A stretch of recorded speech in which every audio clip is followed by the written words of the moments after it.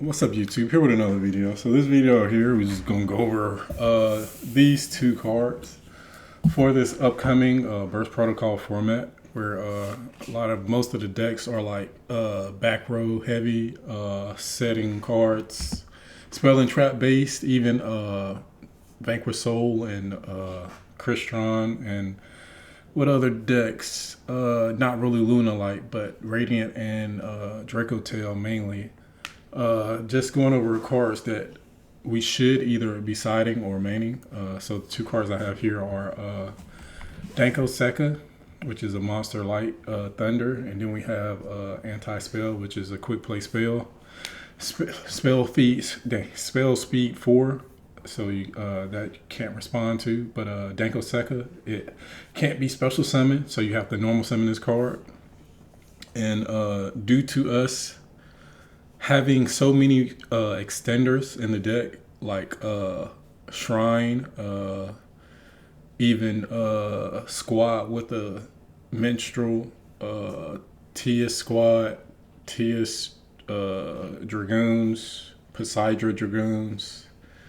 We have like a few ways where we don't need the normal summon, especially if a card like this is strong enough to warrant play, especially versus Draco Tail and Radiant. And the reason why we're talking about this card is because it also says while you control no set spell traps, which is normal for us, neither player can set spell or traps nor activate spell or trap cards that are set on the field.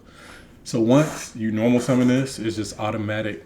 Their set cards cannot be activated, nor can they set any other cards after that.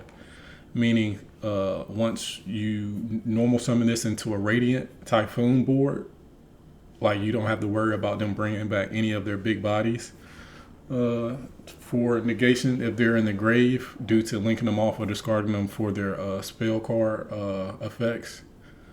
So that is very strong. So you can't just end up breaking their board, setting your board up, banishing like the trap and all of the rest of the cards they have with like Chinning and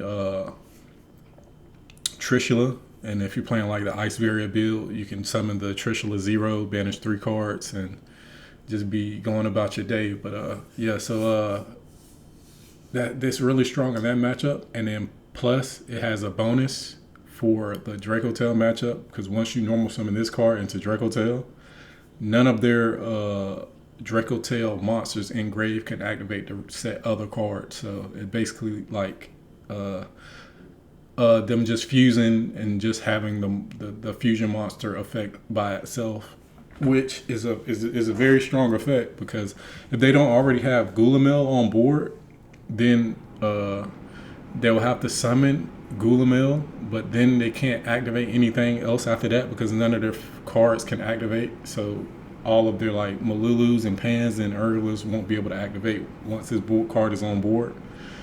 So that is a very strong thing. So if they already have Gulamel on board, they will have to immediately chain like a Malulu on board or Phimena in hand to even get it off the field.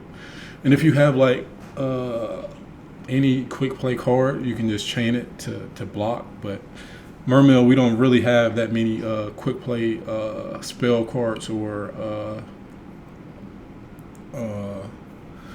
monster cards as well. So, but also in tandem with this, you could activate like a spell card after you normal summon this, so that you just lock them out of not being able to activate their set cards.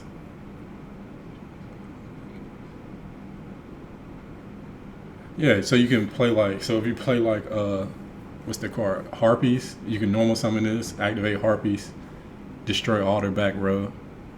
And due to them not being able to activate set cards, then their whole back row is gone. Same with like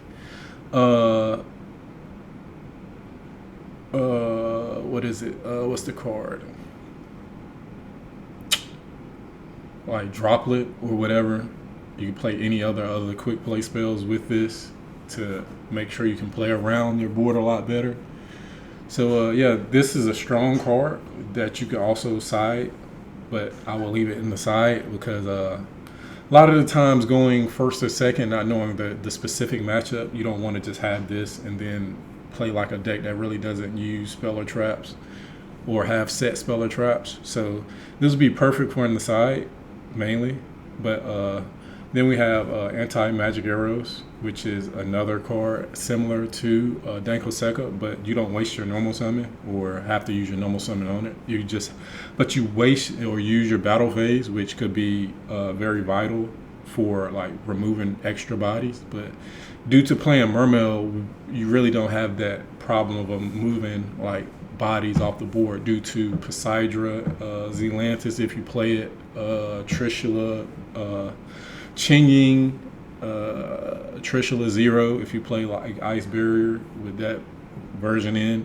So we don't really have a problem with stopping their plays. Also, I just want to go back here with Danko Seka.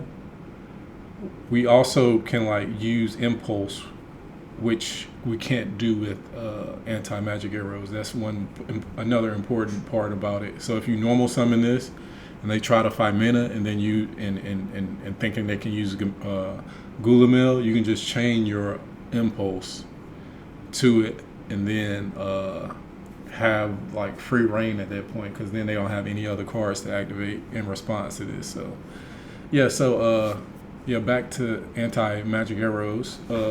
So you have to activate this, start a battle phase, and then neither player can activate spell or trap or their effects.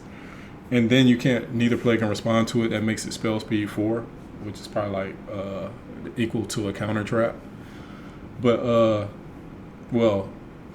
it's a little bit higher than a counter trap because a counter trap can activate to another counter trap. So. And this is important because it just frees all back row and cards in hand. For example, if they have like Purge, Impulse in hand, those cards are no longer able to be activated, which is a plus because decks like Malice or Lunalight, Yummy that play Purge, any Purge deck or Impulse deck can't activate their Impulse anymore, which is really a plus, so you don't have to worry about certain cards. So you can just already eliminate what they can't play instead of thinking about all the options they can. So that also helps. And then yeah, I believe you should main at least 2 copies of this because the way the card decks are set up, they have so much interaction, especially Draco Tail, if they are allowed to go off, especially if you don't have any hand trap to stop them like an Ash or an Impulse to like stop their pushes on that turn. And you usually have to like face down like 3 of their traps and 2 of their traps, because we really don't run a lot of spells depending on how you play your consistency cards. But having to play through a Virtuous, a Horn, a Sting, and then a 5 mana, or a Malulu and a Secretarian, depending on how they set their board up, is like really, really hard, especially if you got to go through the traps where they like, especially Sting, where it's like taking away resources by just banishing the card before it even gets to activate, which is a very strong play on their part. So I believe anti-magic could be played in the main, and it should be at least 2, if not 3. Because at least you don't have to waste a normal summon, so that you have like a larger range of combating the board instead of like using the Danko Seka and not having a way to extend after that. Because sometimes you draw hands going second where you only have a normal summon, and if you just was able to freeze the board with anti-magic arrows, you could just normal summon your card and just play through that. So yes, that's just a short video on these 2 cards and how strong they're going to be in the format. and I just wanted to give my perspective and what I think should be played and what should be cited. So yeah, I appreciate y'all watching the video. I'll see y'all in the next one.